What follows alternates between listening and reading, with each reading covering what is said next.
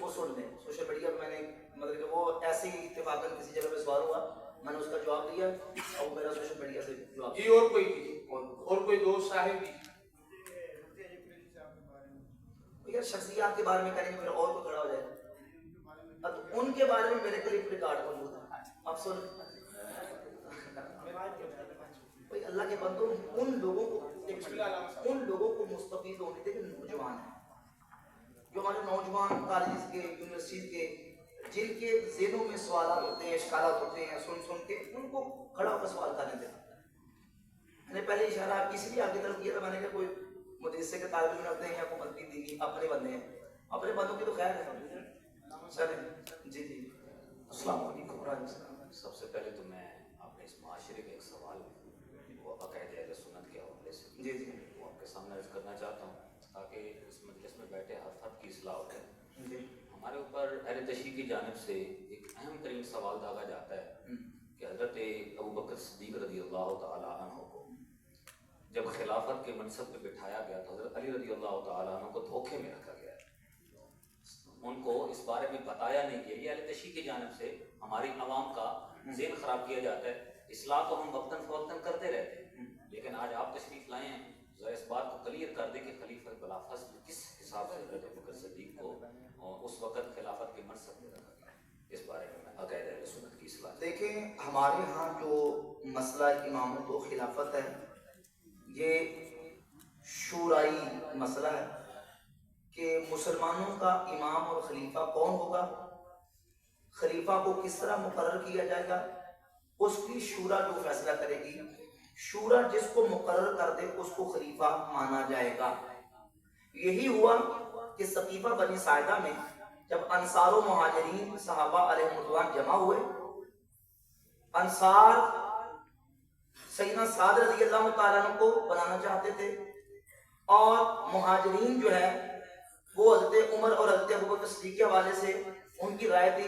لیکن اس موقع پر نبی پاک صلی اللہ علیہ وآلہ وسلم کی ایک حدیث بیان کی گئی کہ مسلمانوں کا امام وہ قرشی ہونا چاہیے, امام قریشی ہوگا, یعنی قبیلہ قریشی, کیونکہ نبی پاک علیہ الصلوۃ والسلام کی حدیث ہے, حضور کا فرمان ہے.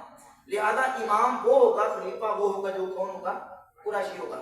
اب ابو بکر صدیق رضی اللہ تعالیٰ عنہ کے ہاتھ پر جو سقیفہ میں بیعت کی گئی, ظاہر ہے کہ یہ کوئی باقاعدہ پری پلاننگ وہاں منصوبہ بنا کے جمع نہیں ہوا گیا, بلکہ جو انصار صحابہ وہاں جمع ہوئے تھے تو ہنگامی حالات میں وہاں معلوم ہوا کہ سیدنا سعد رضی اللہ عنہ کے ہاتھ پر جو انصار ہے وہ بیعت کرنے لگے ہیں, تو پھر دیگر انصار اور مہاجر صحابہ وہاں سارے جمع ہو گئے. اور ہنگامی حالات میں جب یہ حدیث بیان کی گئی, اس حدیث کی بنیاد پہ پھر صحابہ نے, مہاجرین اور انصار نے اس بات پر اتفاق کر لیا کہ ثانی اثنین نبی پاک صلی اللہ علیہ وآلہ وسلم کے یار غار ابو بکر صدیق رضی اللہ تعالیٰ عنہ وہ صحابہ میں سے افضل بھی ہیں. نبی پاک علیہ الصلوۃ والسلام نے ان کو اپنا مصلی بھی عطا فرمایا ہے, لہذا ان کے ہاتھ پر بیعت کی جائے. قریشی بھی ہیں, ان کو خلیفہ بنایا جائے. حضرت عمر فاروق نے بیعت کی اور باقی پھر انصار اور مہاجر صحابہ نے ان کے ہاتھ پر بیعت کی, اور انصار اور مہاجر صحابہ اس جگہ پہ ابو بکر صدیق رضی اللہ تعالیٰ عنہ کی بیعت پر متفق ہو گئے.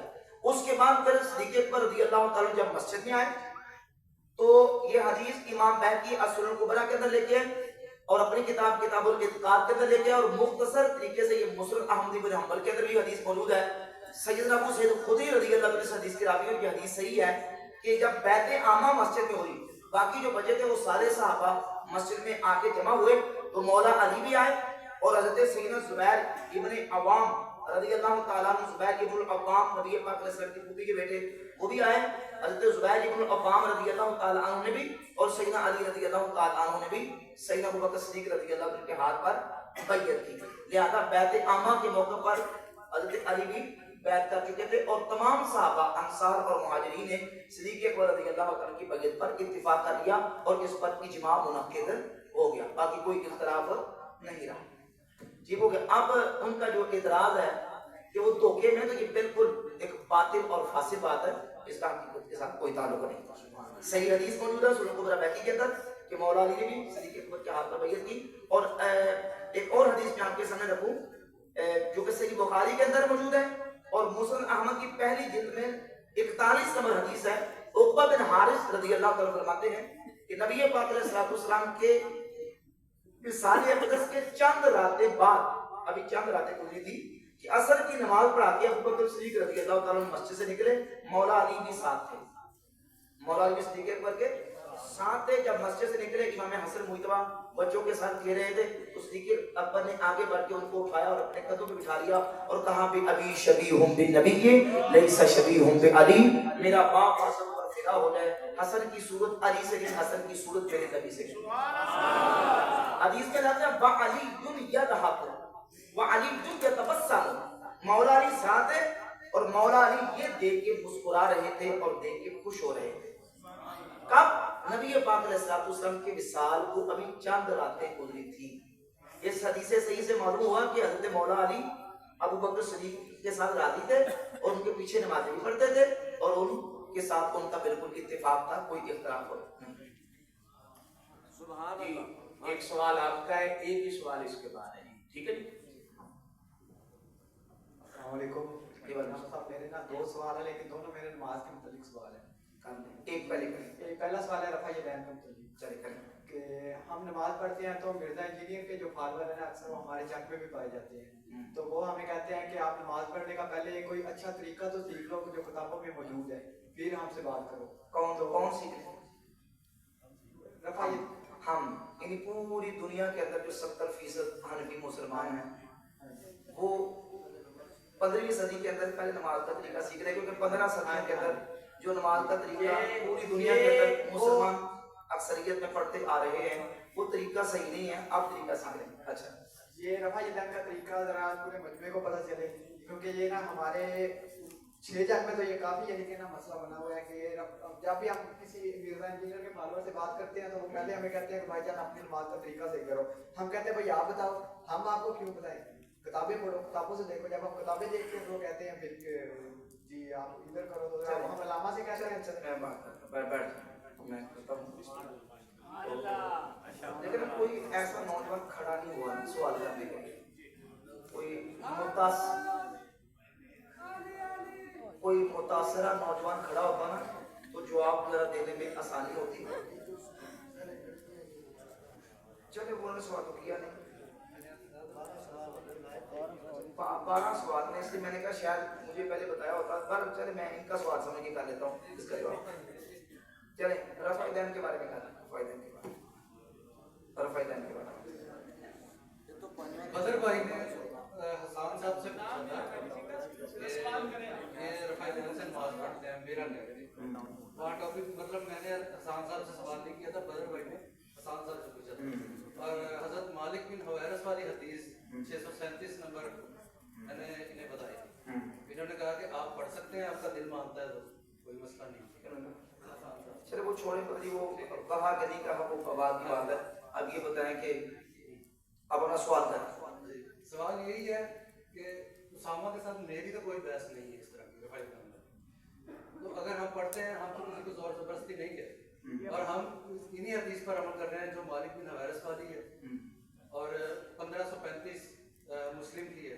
पूरी पे कर रहे हैं कि आधी पे कर रहे हैं? पूरी पे पूरी पे कर रहे हैं, रफ़ा यदैन करते हैं, रफ़ा यदैन भी करते हैं और जलसा इस्तिग़फ़ार भी। अच्छा जी, ये बताएं कि मालिक बिन हुवैरस रज़ियल्लाहु अन्हु की हदीस पर अमल करते हैं पूरा, तो रफ़ा यदैन करते हैं, कहाँ करते हैं रफ़ा यदैन?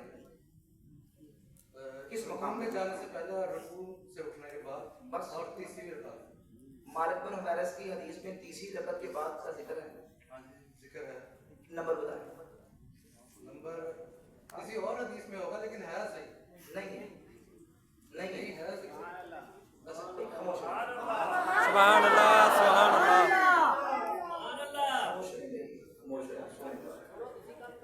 बात तो सुनो ना पहले। हाँ जी, हाँ नंबर निकाल। तीसरी रकअत मालिक बिन हुवैरस रज़ियल्लाहु ताला अन्हु से वो दिखाना, पूरी हदीस, पूरी मुकम्मल हदीस दिखानी। खामोश बिल्कुल आप तसल्ली के साथ बैठे, कोई इस तरह काम ना करें। मालिक बिन हुवैरस से मतलब कि नहीं है तो किसी और से भी नहीं मालूम है। देखिए आपने कहा मैं मालिक बिन हुवैरस सहाबी की हदीस पे अमल करता हूँ, मैंने कहा पूरी पे कि आधी पे? आपने कहा पूरी पे। मैंने कहा कहाँ? आपने कहा रुकू जाते, रुकू से उठते और तीसरी रकअत के शुरू में। میں نے کہا تیسری رکعت کے شروع والا حدیث مالک بن حویرث میں ہے؟ آپ نے کہا ہے. میں نے کہا نمبر بتائیں. ابھی آپ نے نمبر بتانا ہے. آپ نے کہا نہیں ان کے نہیں ہے تو کسی اور کی بھی نہیں ہے. بھائی ایک حدیث کا فیصلہ تو پہلے کر لینا.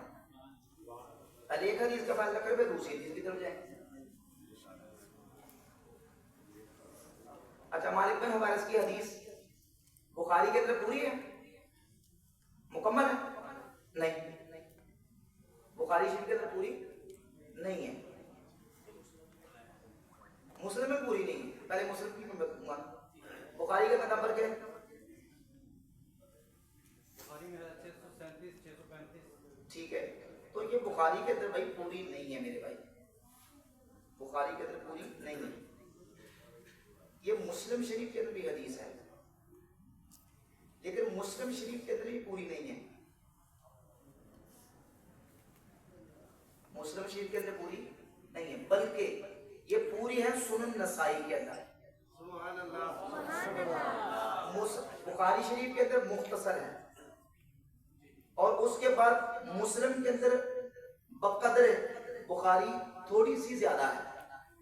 وہ اس طرح کہ آپ بخاری سے نکالیں، وہ جو آپ 639 یا 37 کے آ رہے ہیں وہ نکالیں بخاری سے ذرا.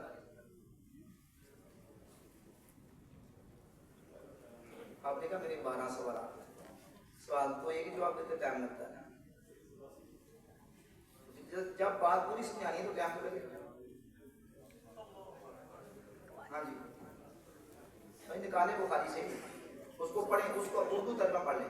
بھائی خاموش رہے، کوئی بندہ نہ پڑھے. دل شکنی ہوتی ہے نا بھائی پڑھے سوال کے. ہاں جی پڑھیں. نہیں پڑھیں، اردو ترجمہ پڑھ دیں نا. جو بخاری کی طرف اردو ترجمہ پڑھ لیں.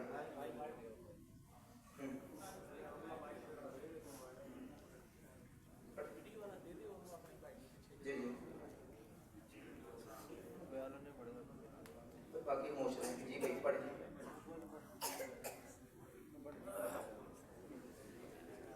چلے ایک سوال کا جواب لمبا ہو جائے گا نا، باقی کو ٹائم ہی دیں.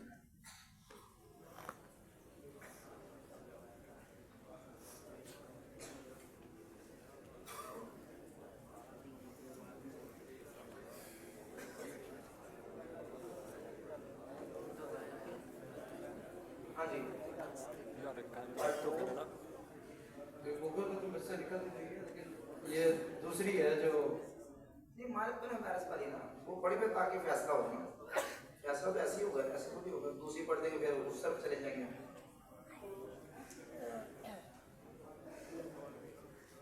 بھائی اگر آپ کہتے ہیں تو میں ختم کر لیتا ہوں، اگر آپ سن سکتے ہیں تو پھر ہم چاہتے ہیں. آپ کے اچھا چلیں آگے بات کر لیں گے. چلیں آگے بات. رہائشی جو ہے وہ آگے بات کر لیں گے. آپ بتا دیں کہ آگے منسوخ ہے یا نہیں نہیں اپنی طرف سے لقمہ نہ ڈالیں نا. میں آپ کو سمجھانا چاہ رہا ہوں، میں آپ کو ذکر نہیں کر رہا، آپ کو سمجھانا چاہ رہا ہوں کہ بھائی یہ کس طریقے سے ہم نے حدیث کو سمجھنا ہے. آپ سمجھا دیں، ہم ہاں، میں آپ کو بتا آرام سے بیٹھ کے فیصلہ کر لیں گے. ٹھیک ہے.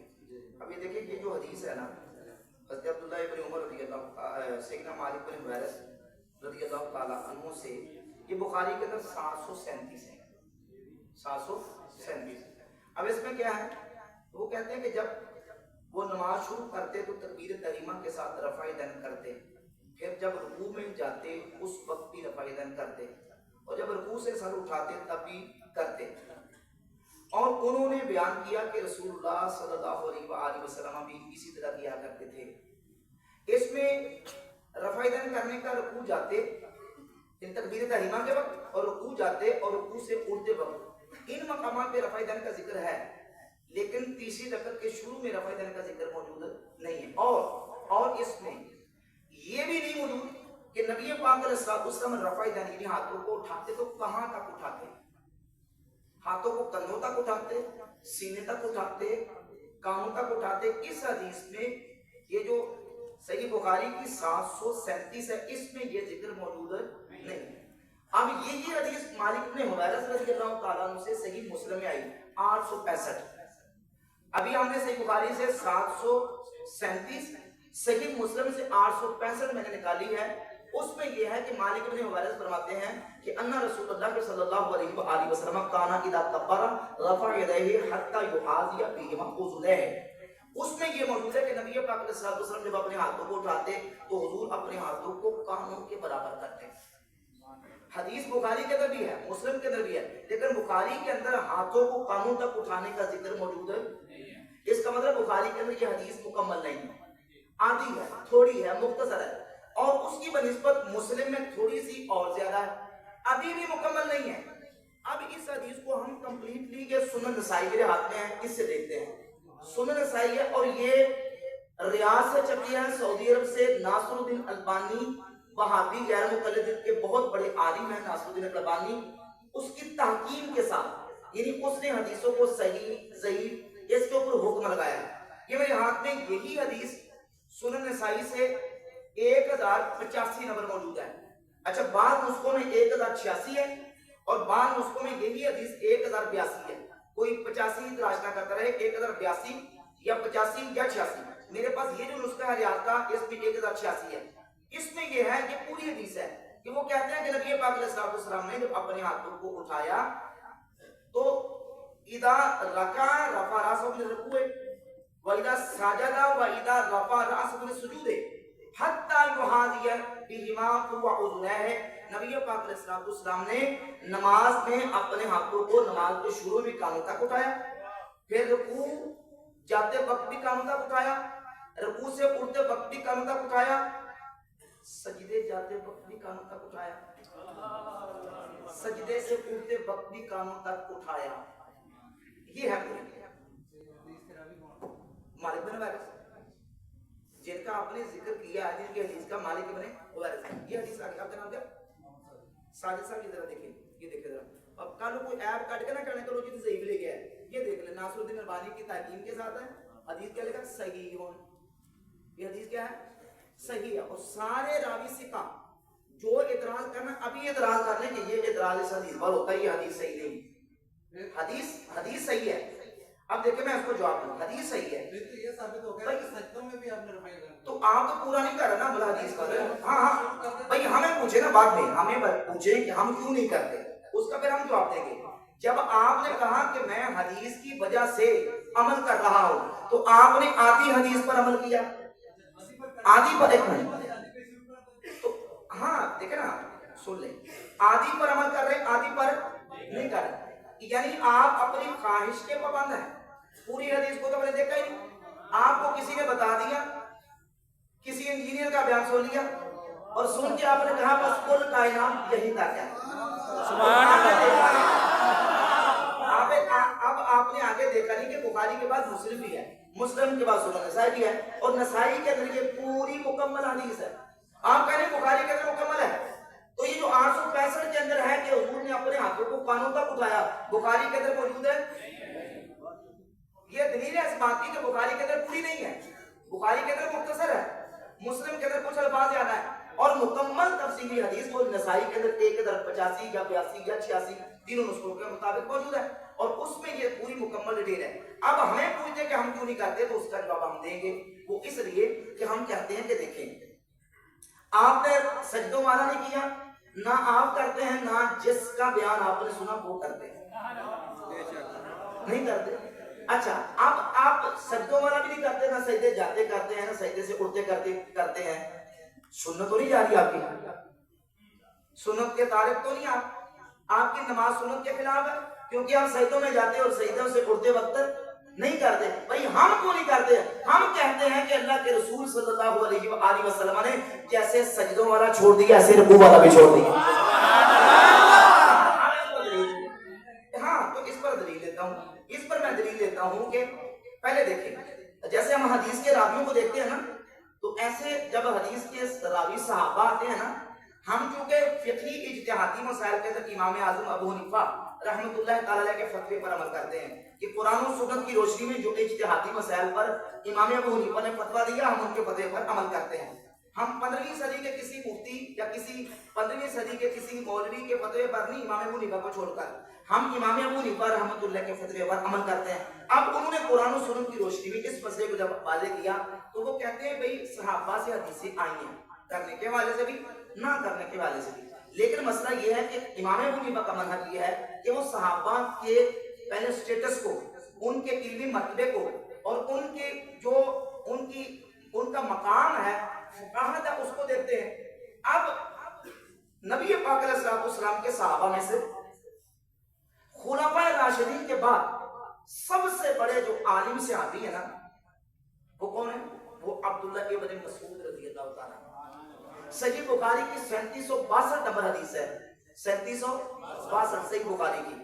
حذیفہ بن یمان رضی اللہ تعالیٰ عنہ سے تابعی نے پوچھا کہ اے حذیفہ, نبی پاک علیہ السلام کے صحابہ میں سے اس صحابی کا پتہ ہمیں بتائیں تاکہ ہم ان سے دین کا علم سیکھیں جن صحابی کا طور طریقہ رسول اللہ صلی اللہ علیہ وآلہ وسلم کے طور طریقے کے سب سے زیادہ قریب ہے. تو حذیفہ بن یمان کہتے ہیں جس کو میں جانتا ہوں وہ عبداللہ بن مسعود ہے.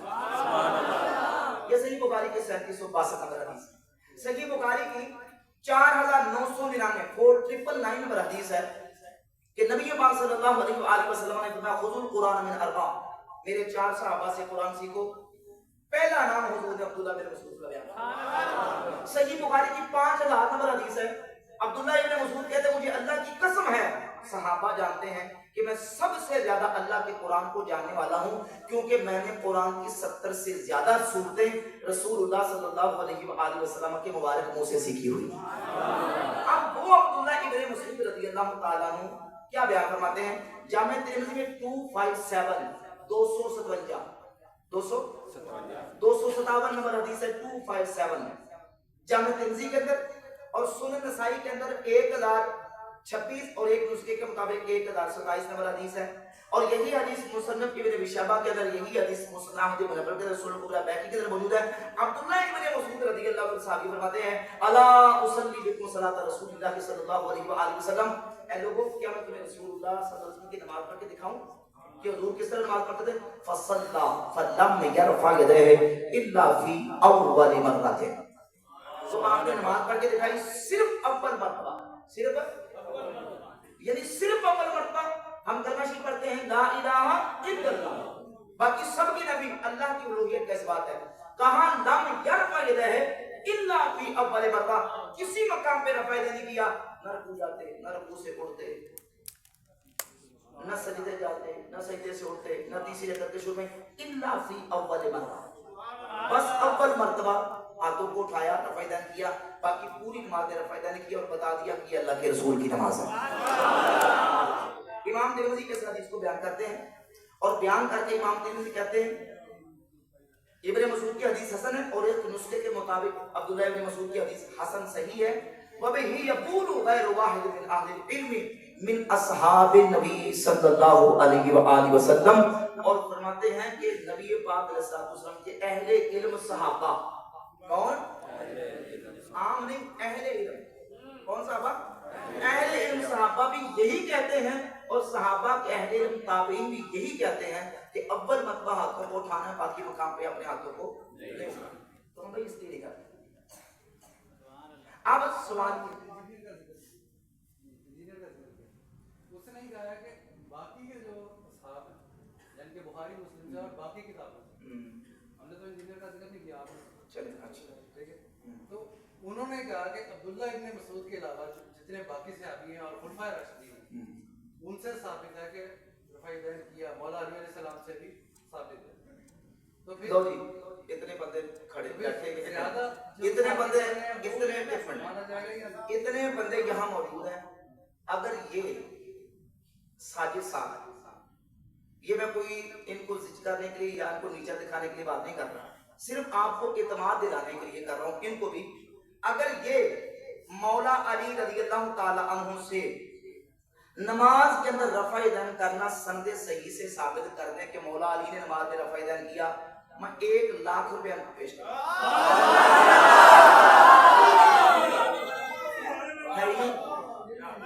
نہیں ہے بالکل بھائی, ذمہ دار یہ محی الدین بھائی, یہ ذمہ دار اس بات کا محی الدین بھائی. چلے کوئی اور جو امام صاحب جی علامہ صاحب بیٹھے جی, امام صاحب یہ اس بات کے ذمہ دار ہیں. اور اتنے بندوں میں بھائی آن کیمرہ میں بات کر رہا ہوں، ٹھیک ہے، اتنے بندوں میں ظاہر ہے کہ اتنے لوگ سنیں گے. آپ نے کہا کہ مولا علی بھی رفع دین کرتے تھے. بھائی ایک حدیث آپ نے صحیح سند کے ساتھ لے کے آنی ہے کہ جس میں مولا علی کے رفع دین کرنے کا خود ذکر ہو کہ مولا علی خود رفع دین کرتے تھے. پورے ذخیرہ حدیث میں کوئی ایک بھی صحیح حدیث مولا علی کے بارے میں موجود ہے؟ اب یہ میں دکھاتا ہوں. اچھا یہ نہیں دکھا سکیں گے، ٹائم کیا ہوتا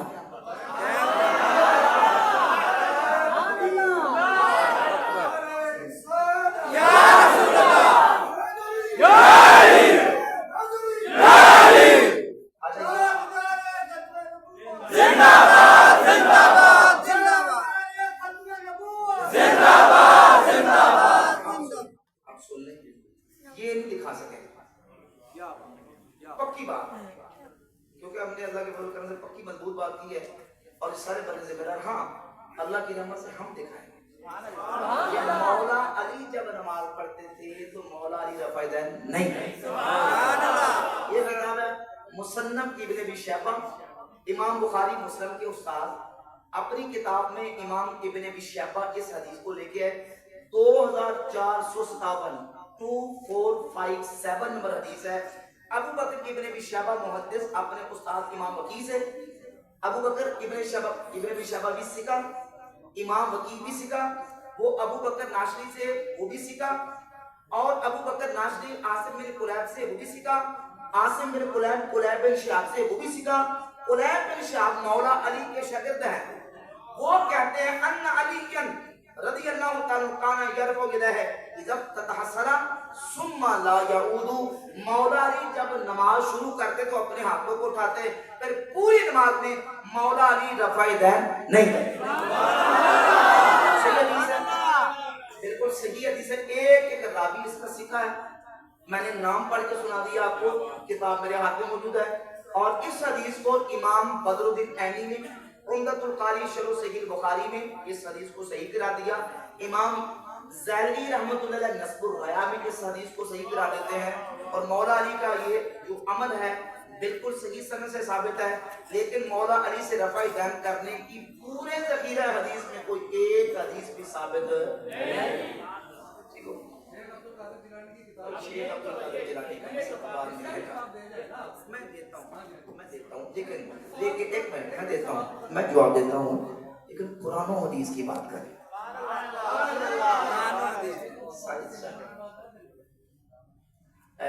آپ کے کلمے میں شیخ عبد القادر جیلانی کا نام آتا ہے کہ رسول اللہ کا نام آتا ہے؟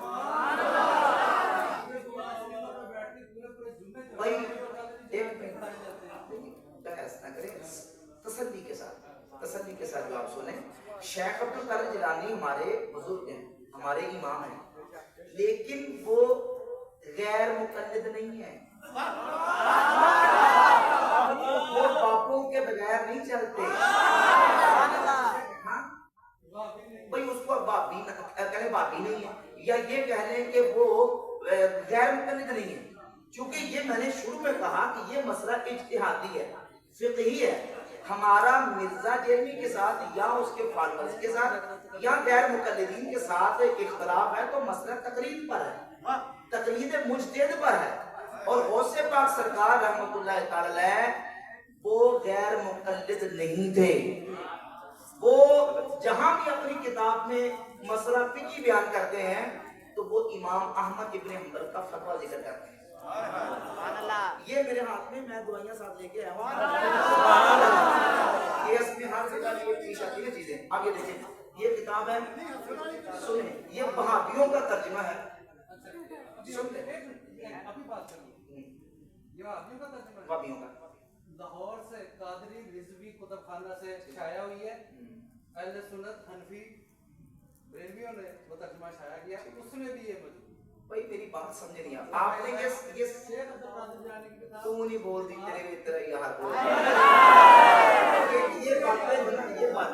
یہ باتیں ساری مرزے کی ہیں. ان سے پوچھ کے دیکھ لیتے میں نہیں مرزے کو مانتا، میں نہیں سنتا. کوئی ساری باتیں اس کی سن لیں. یہ آپ کا میں مغالطہ نکالنے کے لیے بیٹھا ہوں، اللہ کے فضل و کرم سے میں مغالطہ نکال رہا ہوں. میں نے جو بات کرنے لگا ہوں نا، آپ نے اس کو سنا نہیں ہے. اور اتنی آپ نے اللہ کے بندے بے صبری کا مظاہرہ کیا، پہلے صبر کر کے سن لیں. سنیں، یہ جو میں بات کرنے لگا ہوں نا، یہ کہیں اور پہنچ گئے. یہ ہے وہی طالبین کا ترجمہ، یہ کیا ہے بھابی عالم مبشر لاہوری نے. اس کے شروع میں وہ کیا لکھتا ہے، سنیں ذرا، صفحہ نمبر اس کا ہے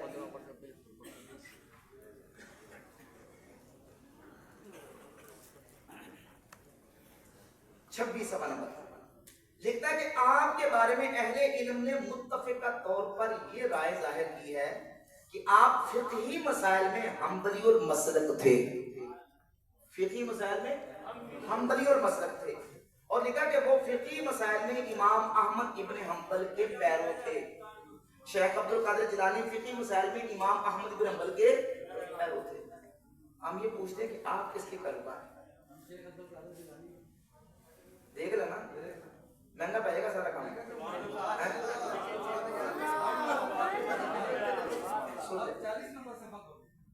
40 نمبر صفحہ کھول لیتے ہیں، اس میں 40 نمبر صفحہ پہ کیا ہے؟ یہ نہیں 40 نمبر صفحہ آ گیا. لیکن وہ دوسری ہونا قادری مصطفیٰ نصر شاید بھائی میرے پاس ایک منٹ سن لیں، یہ دیکھیں، یہ میرے پاس بھابیوں کا ترجمہ، یہ اصل عربی ٹیکسٹ بک ہے، اصل عربی والی. کون سی؟ اچھا یہ کہتے ہیں کہ میں شیخ عبد القادر جیلانی کا پیروکار ہوں. کیمرہ چلیے، یہ میں نے کتاب کھول لی پورے طالبین. اس میں شیخ عبد القادر جیلانی رحمۃ اللہ علیہ نے نماز کا طریقہ لکھا ہے. اب وہ کہتے ہیں یہ نماز کی جو ہے نا وہ ہے حیات بیان ہو رہی ہے کہ نماز کی کیفیات.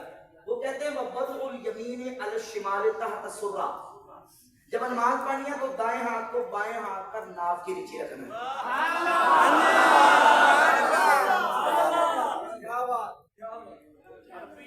ایک منٹ بھائی، یہ ریکارڈ ہو رہا ہے، آن کیمرہ بات کر رہا ہوں. سن لیں ساجد، سن لیں سننے بات. دیکھیے پوری دنیا میں جائے گی ریکارڈنگ. اب جب میں کوئی لفظ بولوں گا تو اگر اس میں کوئی ڈنڈی ماروں گا، خیان کروں گا تو لوگ پکڑیں گے. یہ میں لفظ عربی کے پڑھنے لگا ہوں. وَوَضْعُ الْيَمِينِ عَلَى الشِّمَالِ تَحْتَ السُّرَّةِ، وَضَعَ يَدَهُ وَضْعًا کا معنی ہوتا ہے رکھنا، الیمین کا معنی ہے دایاں، علی معنی پر، شمال معنی بایاں. وہ کہتے ہیں کہ رکھے دایاں بائیں پر، تحت معنی نیچے، سرہ کہتے ہیں ناف کو، کہتے ہیں دایاں ہاتھ بائیں پر ناف کے نیچے رکھے. سبحان اللہ. سادہ سا مسئلہ ہے، لفظی ترجمہ میں نے آپ کے سامنے کر دیا. اب پیروکاروں کو ناف کے نیچے رکھیں گے آپ؟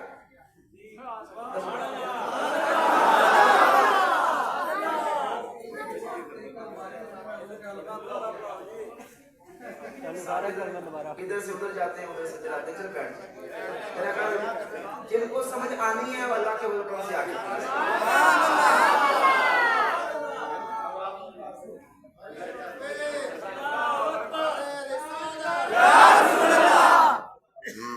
جی جناب، آخری سوال ہے 11 بجے کے. حضرت صاحب نے جو سنی عقیدت مند ہوگا نعرے کا جواب دے گا، جی جو نعرے کا جواب دے گا شہادت کی موت پائے گا. پنج نعرے بندر پاک دے، 1.25 لاکھ نبی پاک دے.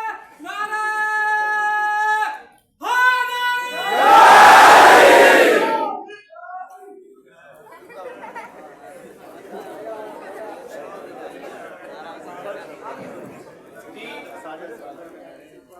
انشاءاللہ تعالیٰ نا یہ صاحب سے انشاءاللہ تعالیٰ کوشش ہے ہماری کہ 3 ماہ بعد ٹائم یہاں پر لیا کریں.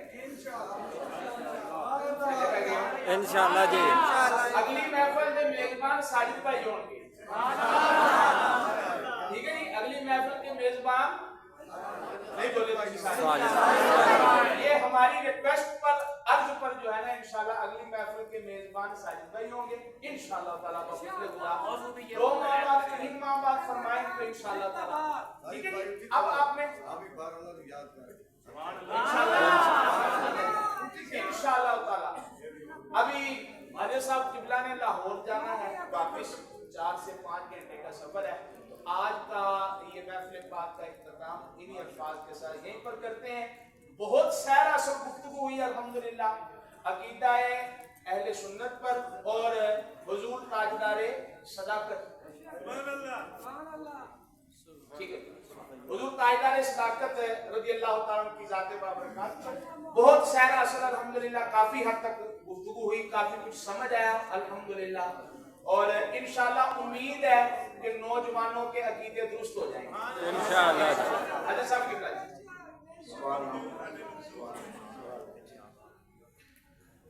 बिस्मिल्लाहिर्रहमानिर्रहीम। हमारे लिए ये सरमाए सुन्नत है, सरमाए इस्लाम है। हमारे लिए ये बहुत काबिल एहतराम है। कोई भी शख्स किसी भी वक्त किसी भी महफिल में, चाहे आप हो चाहे कोई भी हो, सवाल जब भी करे तो इस नियत से ना करे कि मैंने कोई तंज करना है या उसको, बल्कि इस नियत से आए कि मैं आपकी इस्लाह के लिए। भाई साजिद साहब ने सवाल किए, ठीक है वो अपनी जगह, लेकिन इनके अंदाज जो है ना मुझे पसंद नहीं है। अल्लाह ताला इनको इस्लाह फरमाए। कोई भी महफिल हो, कोई भी महफिल हो, ये हुजूर की महफिल है, कोई दुनियादारी की महफिल नहीं है।